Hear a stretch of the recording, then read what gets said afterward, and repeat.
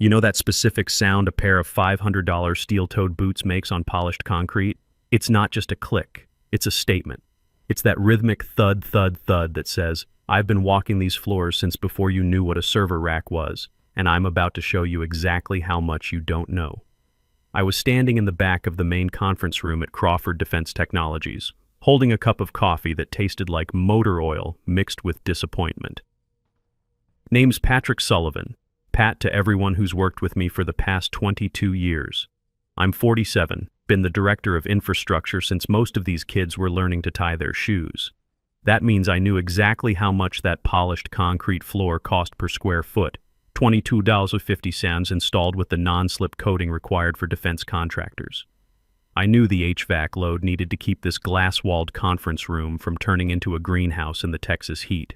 And I knew that the lease on the coffee machine was expiring in 2 weeks, but apparently none of that mattered anymore. Anthony Crawford, Tony to his frat buddies, swept into the room like a tornado in a $3,000 suit. Kid had that specific glow that only comes from trust funds and zero real-world consequences. He was 29, had a Stanford MBA his daddy probably donated a building for, and had just been appointed CEO after his father, Colonel Henry Crawford, decided to retire to his Montana ranch to find his purpose away from board meetings and quarterly reports. "Morning, team," Tony announced. His voice had that forced energy that makes HR departments nervous. Today marks a new era for Crawford Defense Technologies. We're streamlining operations. We're pivoting to digital-first infrastructure. We're disrupting our own legacy systems. I took a slow sip of my terrible coffee. Streamlining operations is corporate speak for firing anyone who remembers how the backup generators actually work. Before I go any further, let me paint you a picture. Crawford Defense Technologies isn't some Silicon Valley startup.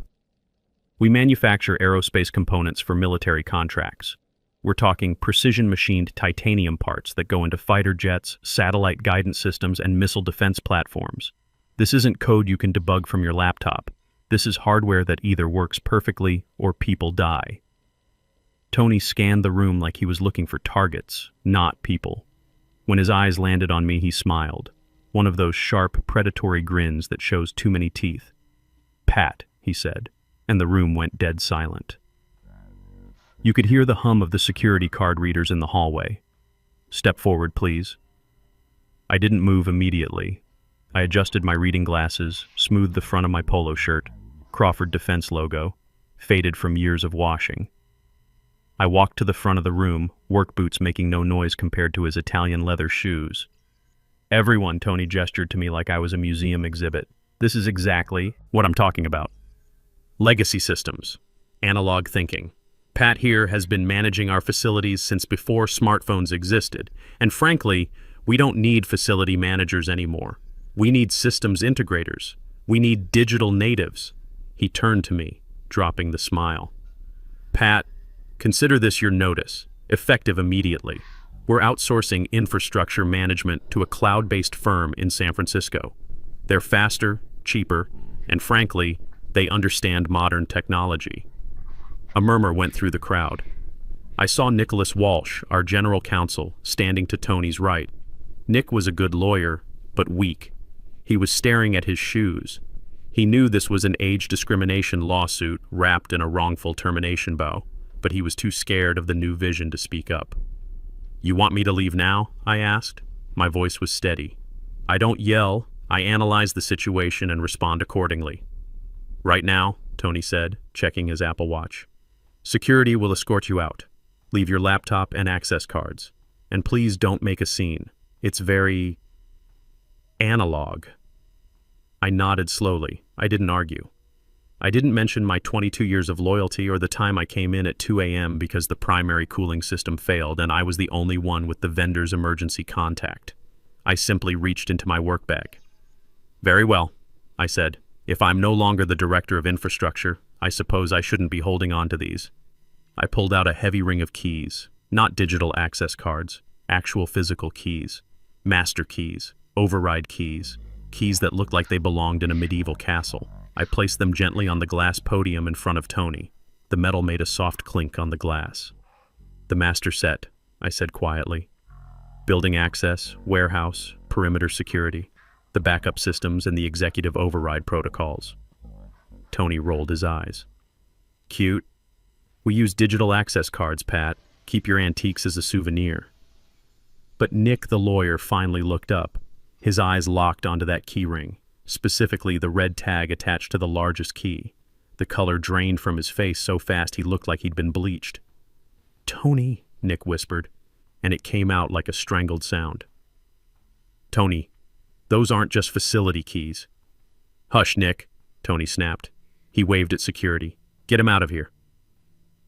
Two guards, guys I'd known for years, whose kids played Little League together, stepped forward looking apologetic.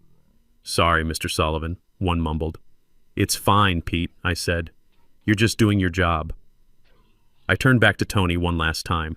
He was already looking at his phone, bored with his own power play. He had no idea what he'd just done. He thought he was taking out the trash. He didn't realize he was removing the foundation of the entire operation. Good luck with the cloud-based management, I said. I hear the reception is terrible in the basement server rooms. I walked out. I didn't look back. But as the glass doors closed behind me, I saw Nick frantically grabbing the key ring, his hands shaking as he brought it close to read the tag. I knew what it said. I'd written it there myself 14 years ago. Property of Lone Star Holdings. Owner use only. Tony wanted to make a statement about being the new boss. Well, he certainly proved something.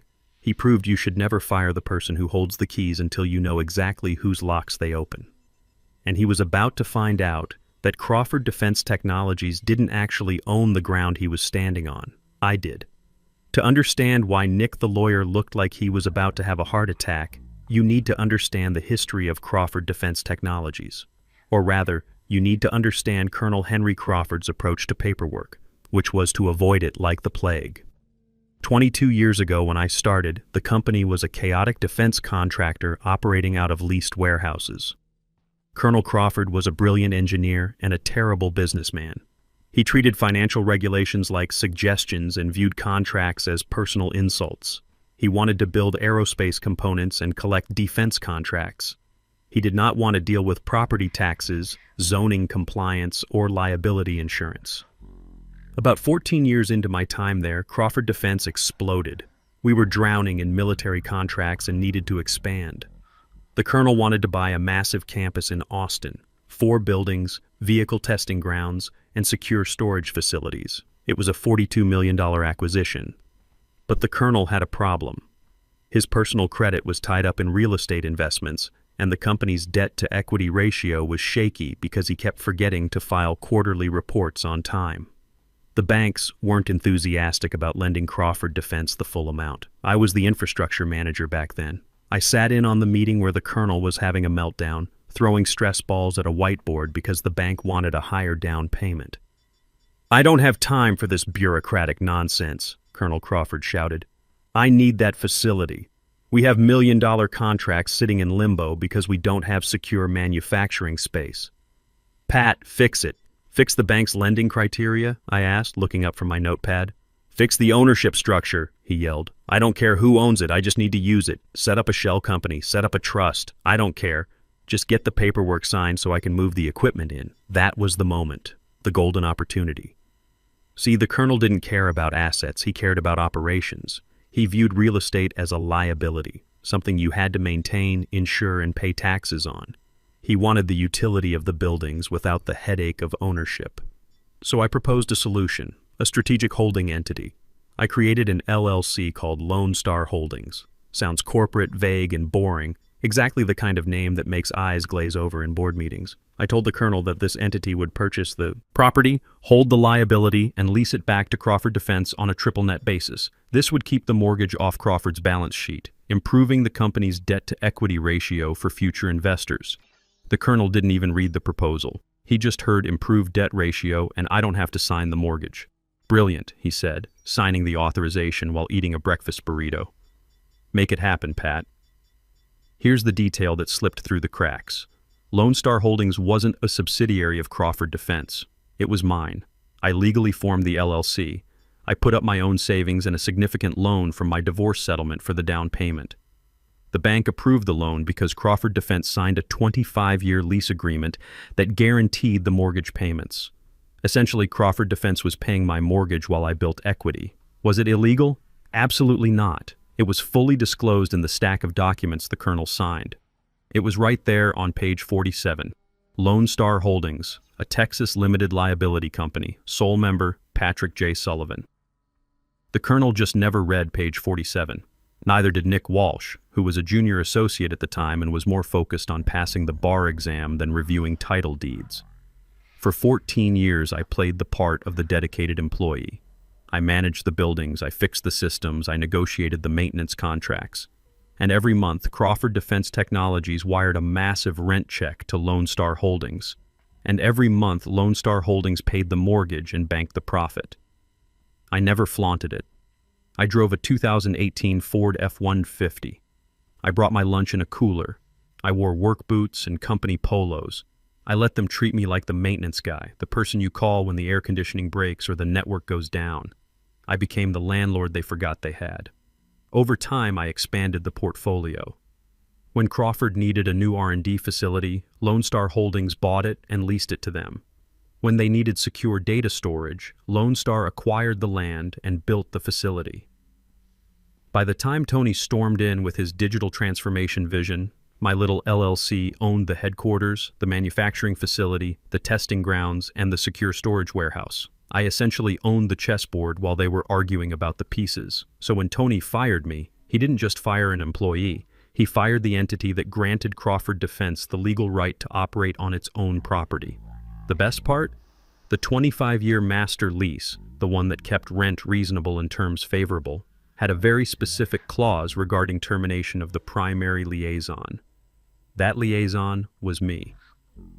I sat in my truck in the parking lot, my parking lot, watching security patrol the perimeter. I pulled up the banking app for Lone Star Holdings on my phone. The balance was healthy, very healthy. Streamline operations, I muttered, watching Tony's silhouette in the executive conference room on the 4th floor. Kid, you just cut the main power line. The thing about infrastructure is that it's invisible until it stops working. And when you fire the person who understands how it all connects, it stops working very quickly. 3 weeks before Tony officially took over, I knew the transition was coming. The rumors had been circulating around the break room for months. The sun is taking charge. Changes are coming. New direction for the company. As a professional who actually cared about operational continuity, I prepared a comprehensive transition document. It was 52 pages long. It covered critical infrastructure dependencies, vendor relationships, and compliance requirements. It was dry, technical, and formatted in Arial 11-point font with single spacing. It was also the most important document in the company's history. I emailed it to Tony, copying his new chief of staff, a 25-year-old named Charlie Price, whose LinkedIn profile listed synergy optimization as a core competency. The subject line was Critical Infrastructure Dependencies and Compliance Framework for Q4 Transition. I tracked the email. Charlie opened it 23 seconds after I sent it. He spent exactly 6 seconds reading it. Then he forwarded it to a folder labeled Legacy Archive. I can picture the conversation. Yo, Tony, the facilities guy sent some massive technical manual about compliance stuff. Delete it. We're going fully agile anyway. We don't need infrastructure frameworks. We need innovation. If they had read page 8, paragraph 3, they would have seen this sentence. Please note that 87% of operational square footage is leased from third-party entity Lone Star Holdings. Master lease agreement is contingent upon continued employment of designated facility liaison, P. Sullivan, to maintain operational standing. Failure to retain liaison triggers immediate renegotiation clause per section 12B. They didn't read it. So 2 days after my dramatic exit, I was at home. My place is a small ranch in the hills outside Austin. Nothing fancy, but it's paid off. I was working on rebuilding a 1967 Mustang engine in my garage when my phone started buzzing. Text notifications from the Crawford Defense internal system. They hadn't cut off my emergency alerts yet. Amateur mistake. Urgent. Access denied. Server room C. Urgent. Environmental system failure. Manufacturing floor. Urgent. Security badge malfunction. Executive wing. I smiled and took a sip of beer.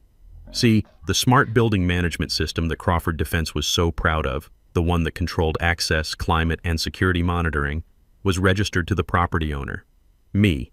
The monthly service fee was auto-charged to my corporate credit card, the one they had canceled immediately upon my termination. When they canceled my card, the payment bounced. The vendor, a company called SecureNet, has a very strict policy. Payment fails, service suspends, immediately. Back at the office, chaos was unfolding. I could picture it perfectly. Tony trying to badge into the executive conference room, getting a red denial light. Charlie trying to access the server room for his digital transformation, finding the magnetic locks engaged and the cooling system offline. And the cooling system. That was the beauty of it all. The system was programmed to default to energy conservation mode when payment authorization failed. Energy conservation means the AC shuts off, the server room fans stop, and the ambient temperature climbs to preserve equipment. In a Texas summer, that means the temperature in the server room hits about 95 degrees within 4 hours. I closed my beer and walked into my house. I opened my laptop, my personal MacBook, not the company-issued brick they made me leave behind. I logged into the Lone Star Holdings portal. There was a message from Nick Walsh. Subject: urgent clarification needed on facility ownership. Pat, we need to talk. There seems to be a misunderstanding about the campus ownership structure. The keys you left don't work on the override systems. Also, the bank is asking questions about a change of control provision in our facility lease. Please call immediately. I closed the laptop. Misunderstanding? I said to my empty kitchen. No, Nick, it's a terrifyingly clear understanding. I decided to grill some steaks. I had all the time in the world. They, on the other hand, were currently sweating through their dress shirts in what was rapidly becoming a very expensive oven. While I was enjoying dinner and watching the sunset over the hill country, Tony was sitting in a conference room that smelled like overheated electronics and nervous sweat. I wasn't there, obviously, but I know exactly what happened because the banker sitting across from him, a guy named Timothy Richardson from First National, plays poker with me every Thursday night. Tony had called an emergency meeting to secure a bridge loan for his digital transformation initiative. He wanted $15 million liquid cash to modernize systems, hire consultants, and launch new product lines. His plan was simple: use the Crawford Defense campus as collateral. The property had appreciated significantly over the past decade. It was worth at least $58 million now. Tim told me the whole story over beers the next week. So, Tim had said, adjusting his glasses, Mr. Crawford, you want to leverage the headquarters at 1247 Defense Park Boulevard as collateral for a $15 million line of credit. Exactly, Tony said, fanning himself with a folder because the air conditioning was still offline. It's our flagship facility, represents the solid foundation of our growth strategy. Tim tapped his tablet, frowned, and tapped it again.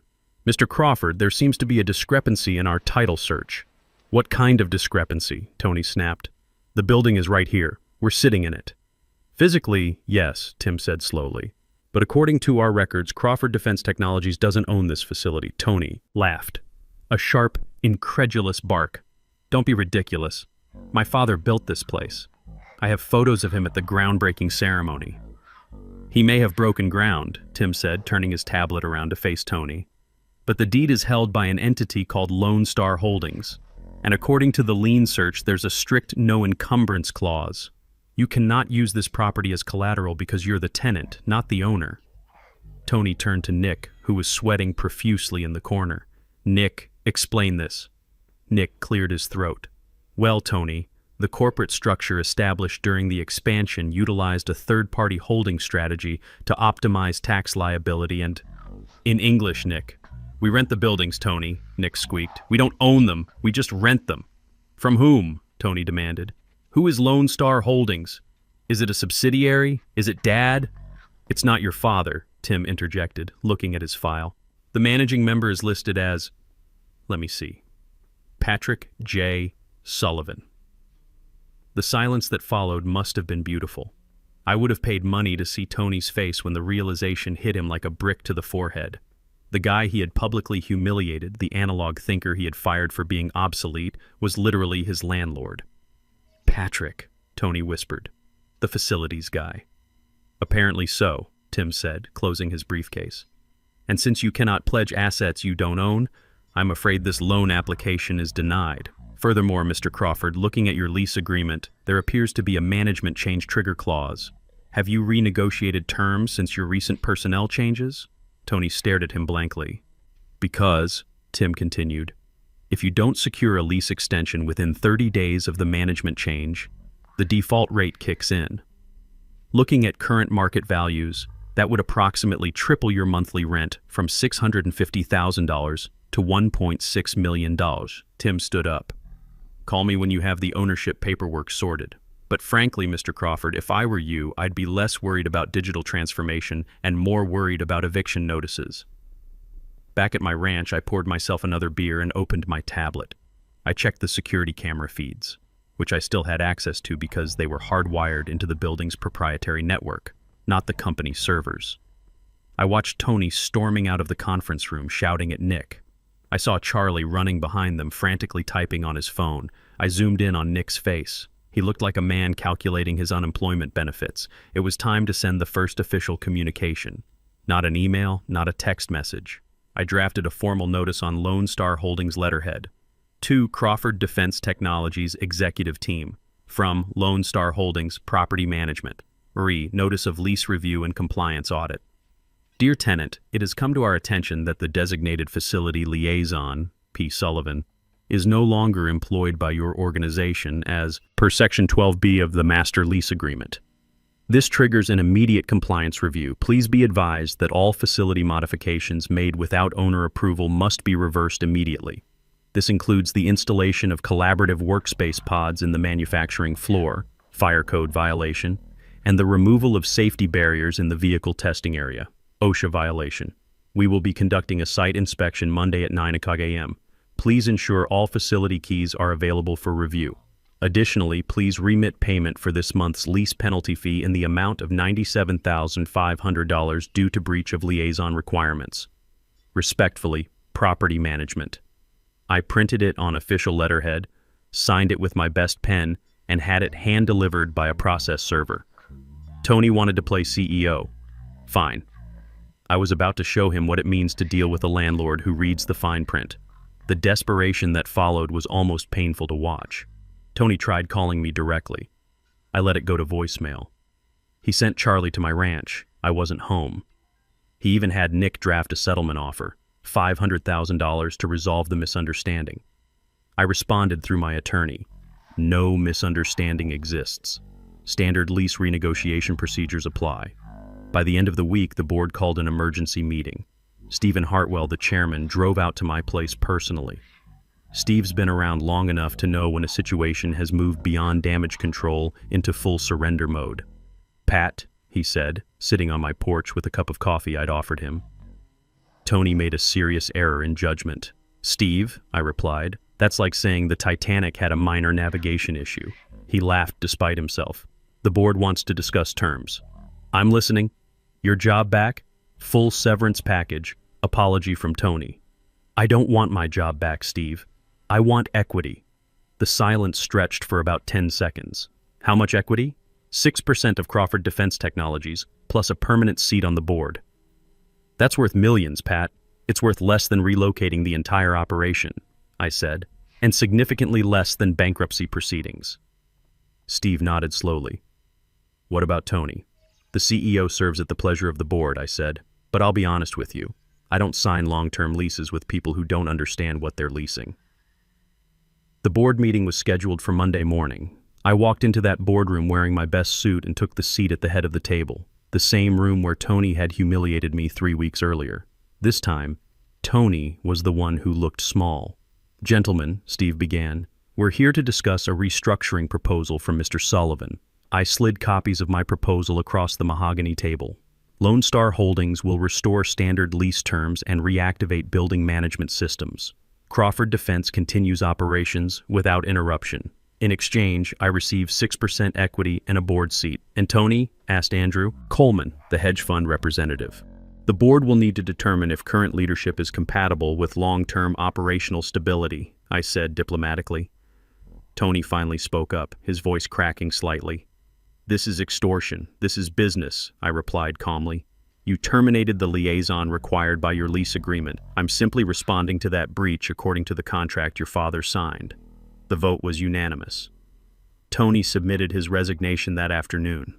The next morning, I parked in the executive space, the one that used to belong to Tony. I walked through the main entrance, past the security desk where Pete nodded respectfully, and rode the elevator to the top floor.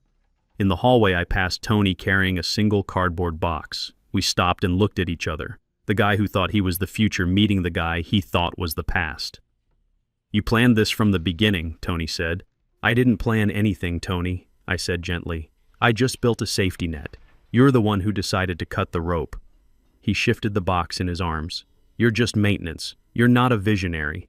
I smiled the same calm smile I'd used for 22 years of facility management. Tony, visionaries come and go. They burn bright, then they burn out. They chase the next big thing and move on to new projects. I gestured to the solid walls around us. But the person who owns the foundation, who understands how everything connects, who keeps the lights on while everyone else is disrupting, that person stays. I pulled out my new access card, black plastic with gold lettering. Patrick Sullivan, board member. Try not to make a scene on your way out, I said. It's very unprofessional. Tony walked past me toward the elevator, his footsteps different now. Not the confident stride of ownership, but the uncertain shuffle of someone who just learned that confidence without competence is just expensive noise.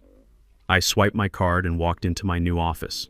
Through the windows, I could see the entire Crawford Defense campus spread out below.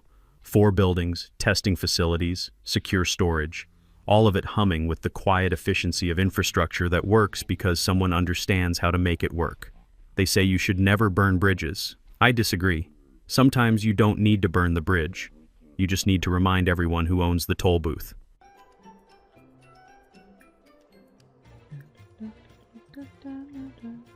Nope, no leftovers. Oh, we have nectar. We gotta store this. Oh my gosh, stop it. Get in there. Cooking stream. Yeah. In The Sims. I'm doing okay. Yeah, today was, sorry, hold on. Today was a good day.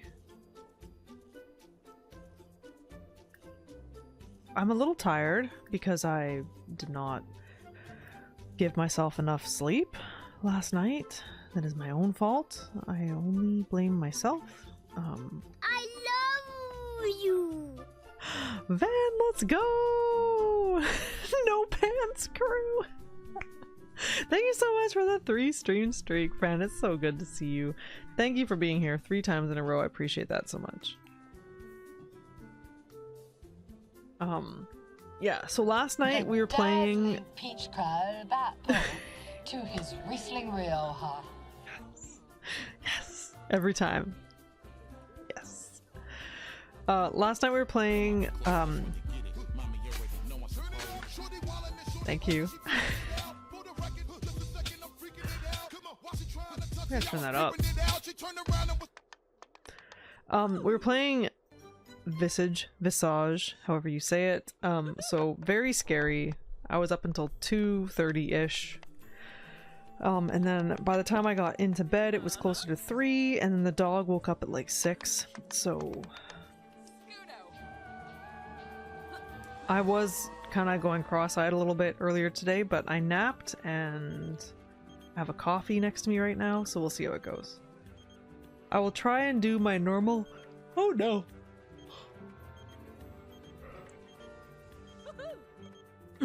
I'll try and do my normal length stream, but if I start falling asleep on camera, I'll probably have to end the stream. Wait, I forgot to tell you guys something. I've been meaning to tell you guys this for like a week, but I don't know if this is a big deal or not, but I was super excited and I've always viewed this as being a big deal, so I hope you're excited as well. But spill the tea. It's not a big deal. It's not a big deal. I've played it up too much already. I already added it into my about page on Twitch, but I got accepted